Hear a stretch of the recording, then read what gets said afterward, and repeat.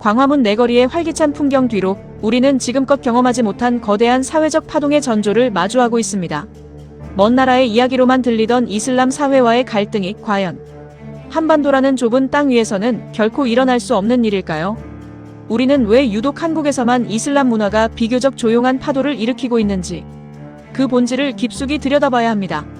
지난 수십 년간 유럽은 이른바 다문화주의라는 거대한 실험실 안에서 표류하며 정체성의 혼란을 겪어왔습니다.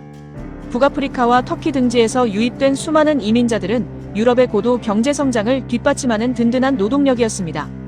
하지만 이민 2세대, 3세대가 주류 사회로 편입되지 못하고 고립되면서 사회의 균열은 걷잡을 수 없이 커졌습니다. 차별이라는 짙은 그림자 속에서 그들은 자신의 뿌리인 이슬람 공동체로 더욱 깊숙이 숨어들며 독자적인 커뮤니티를 형성했습니다.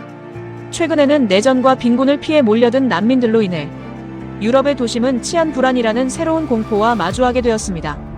이것은 단순한 문화의 차이를 넘어 공동체의 존립과 질서를 위협하는 막대한 사회적 비용으로 치환되었습니다. 여기서 우리는 한 가지 의문을 던져야 합니다. 과연 이웃 국가인 일본은 이 문제에서 자유로웠을까요? 일본 역시 조용한 열도를 뒤흔드는 이슬람과의 크고 작은 마찰을 피하지 못한 채 고군분투하고 있습니다. 학교 급식에서 할랄 음식을 요구하는 학생들의 목소리는 평화롭던 일본 학교 현장에 당혹감과 논쟁을 안겨주었습니다. 매장을 선호하는 이슬람식 장례 문화와 화장이 당연한 일본 사회의 규범은 묘지 확보라는 현실적인 갈등으로 번졌습니다. 모스크가 세워질 때마다 벌어지는 지역 주민들의 강한 반대와 하루 5번 울리는 스피커 기도 소음은 전형적인 마찰의 증거입니다. 역사는 늘 같은 패턴으로 반복된다는 사실을 우리는 겸허히 받아들여야 합니다. 일본에서 발생한 현상들이 어쩌면 한국의 미래일지도 모릅니다. 그렇다면 왜 한국은 아직 이러한 사회적 진통에서 비교적 비껴나 있는 것인지 그 이유를 냉철하게 분석해 봅시다. 가장 큰 이유는 한국에 유입되는 무슬림 이민자와 난민의 숫자가 유럽이나 일본에 비해 아직 현저히 적다는 점입니다. 사회적 충돌이 폭발하기 전 단계인 임계치에 도달하지 않았기에 우리 사회는 아직 평온함을 유지할 수 있는 것입니다. 더욱 흥미로운 점은 한국으로 들어오는 무슬림들의 출신 배경과 그들이 가진 종교적 성향의 다양성입니다. 주로 우즈베키스탄이나 중앙아시아, 인도네시아 등지에서 오는 이들은 상대적으로 온건한 성향을 띠고 있습니다. 특히 구소련 영향권 아래 있던 중앙아시아 출신들은 종교적 색채가 옅어지며 한국의 생활 양식에 빠르게 적응하기도 합니다. 이러한 온건한 성향의 이주 노동자들은 한국 사회의 질서를 존중하며 조용히 자신의 경제적 목표를 달성해 나가고 있습니다. 많은 경우 이들의 방문 목적은 오직 하나, 한국에서 열심히 일해 돈을 벌어 본국으로 돌아가는 것에 집중되어 있습니다. 가족 단위로 이주해 영구 정착을 시도하며 공동체를 확대하는 서구의 사례와는 근본적인 목적 자체가 다르다는 의미입니다. 하지만 우리는 결코 방심해서는 안 됩니다. 시간이 흐르고 이주 노동자의 수가 늘어남에 따라 그들의 요구사항은 더욱 구체화될 것입니다. 할랄 급식의 의무화나 사원 건설의 확대, 그리고 문화적 특수성에 대한 배려는 곧 우리에게 닥칠 현실적인 과제입니다. 일본의 사례를 타산지석으로 삼아 우리는 지금부터라도 정교하고 세밀한 대비책을 미리 준비해야 합니다. 문화상대주의라는 이름 아래 무조건적인 수용만을 외치는 것은 오히려 갈등을 키우는 독이 될 수 있음을 명심하십시오. 우리가 지켜야 할 헌법적 가치와 보편적인 인권, 그리고 그들이 가진 고유한 문화 사이에서 어떤 균형을 맞출지가 핵심입니다. 로마에 가면 로마법을 따르라는 격언은 결코 차별의 도구가 아니라 다름이 모여 하나를 이루기 위한 최소한의 약속입니다. 개인의 자유를 억압하거나 한국의 법률을 부정하는 이슬람주의, 즉 정치적 사상으로서의 이슬람은 철저히 경계해야 합니다. 유럽의 일부 지역처럼 샤리아 경찰이 활보하는 통제구역이 한국 땅에 생겨나는 것은 헌법 정신의 정면으로 위배되는 일입니다. 여성을 억압하거나 가정 내 폭력을 종교라는 이름으로 정당화하는 해석이 한국 사회의 근간을 흔들게 두어서는 절대 안 됩니다. 동시에 우리는 더 열린 사회가 되어야 합니다. 한국에 온 그들이 사회의 일원으로 건강하게 뿌리내릴 수 있도록 돕는 것 또한 우리의 책임입니다. 동화만을 일방적으로 강요하는 것이 아니라 다양성이 풍부한 사회로 나아가는 과정에서 그들 또한 우리의 일부가 되어야 합니다. 이러한 노력은 비단 국내 문제에만 국한되지 않습니다. 우리는 중동 국가들과 때려야 뗄 수 없는 경제적 혈맥으로 연결되어 있습니다. 1970년대 건설붐으로 시작된 인연은 이제 에너지와 방산을 넘어 기술 협력의 시대로 급격히 접어들었습니다. 중동의 오일머니와 우리의 플랜트 기술, 그리고 천궁과 같은 최첨단 방산 무기는 두 세계를 잇는 새로운 가교가 되었습니다. 전쟁의 포화가 잦아들고 다시 평화가 찾아온다면 중동의 재건 사업은 한국 경제에 다시 한번 거대한 기회의 문을 열어줄 것입니다. 과거의 1차 중동 붐이 건설 중심이었다면 이제는 방산과 에너지, 문화 콘텐츠가 어우러진 제2의 중동 붐이 우리 앞에 놓여 있습니다.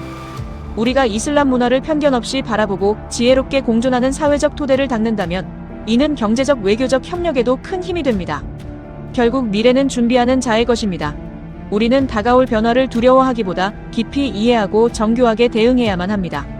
지나친 배척도 무분별한 수용도 아닌 성숙한 시민의식만이 우리 사회를 진정한 다문화 강국으로 이끄는 유일한 길입니다. 우리는 지난 역사를 통해 무엇을 배웠습니까? 갈등은 대화가 끊긴 곳에서 시작되고 화합은 서로의 경계를 존중할 때 싹틉니다. 지금 우리가 겪는 평온함은 거저 주어진 것이 아니라 서로가 서로를 조심스럽게 배려하며 지켜온 결과물일지도 모릅니다. 무슬림 이주민들 또한 한국의 법과 질서를 존중하고 우리 사회의 구성원으로 녹아들려는 노력을 멈추지 말아야 합니다. 상호 존중이라는 거대한 원칙 아래에서만 우리는 문화의 충돌을 예방하고 공존의 가치를 실현할 수 있을 것입니다. 대한민국은 이제 단일 민족 국가라는 프레임을 넘어 더 넓은 세계와 호흡하는 개방적이고 포용적인 국가로 나아가야 합니다. 그 과정에서 마주하게 될 수많은 도전 과제들은 우리에게 더 큰 지혜와 결단을 요구하게 될 것입니다. 일본의 시행착오를 답습하지 않기 위해서는 제도적인 장치뿐만 아니라 시민들의 성숙한 태도 역시 필수적입니다. 무조건적인 비난은 갈등을 심화시킬 뿐이며 지나친 관용은 때로 공동체의 원칙을 무너뜨리는 결과를 초래할 수 있습니다. 따라서 우리는 보편적인 가치인 인권과 평등을 바탕으로 예외 없는 사회적 규칙을 정립해 나가는 데 힘써야 합니다. 문화 상대주의가 개인의 존엄성을 훼손하는 수단이 되지 않도록 우리는 매 순간 깨어 있어야 할 것입니다. 학교 급식, 장례 절차, 기도 공간과 같은 현실적인 문제들에 대해 이제는 구체적이고 합리적인 가이드라인을 세워야 합니다. 지역사회와 이주민들이 함께 머리를 맞대고 소통할 수 있는 창구를 마련하는 것이 바로 우리가 할 일입니다. 중동과의 경제 협력 관계 또한 장기적인 안목에서 접근해야 합니다. 단순한 거래를 넘어 문화적 유대감을 쌓아야 합니다. 우리의 K 콘텐츠가 중동 젊은이들에게 희망과 꿈을 전달하듯 그들의 문화 또한 우리에게 새로운 시각을 제공할 수 있습니다. 지식과 기술의 교류를 넘어 마음과 마음이 이어질 때 진정한 의미의 제2의 중동 붐은 완성될 수 있을 것입니다. 서로 다른 신념을 가진 사람들이 모여 하나의 사회를 구성하는 것은 어렵고 힘든 과정이지만 충분히 가치 있는 일입니다.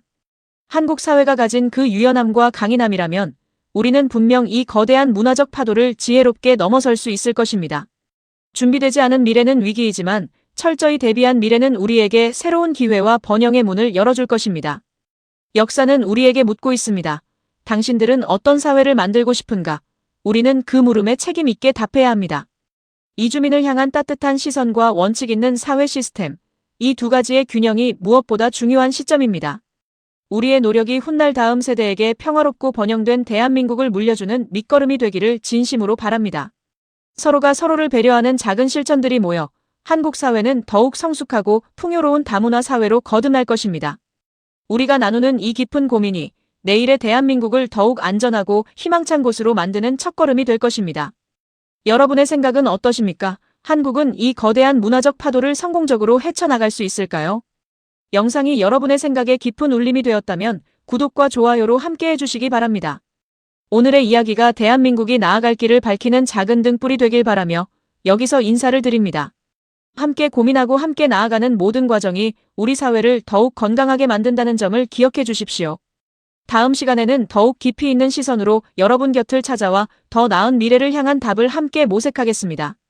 모든 시청자 여러분의 일상에 늘 평온과 지혜가 깃들기를 진심으로 기원하며 오늘 다큐멘터리를 마칩니다.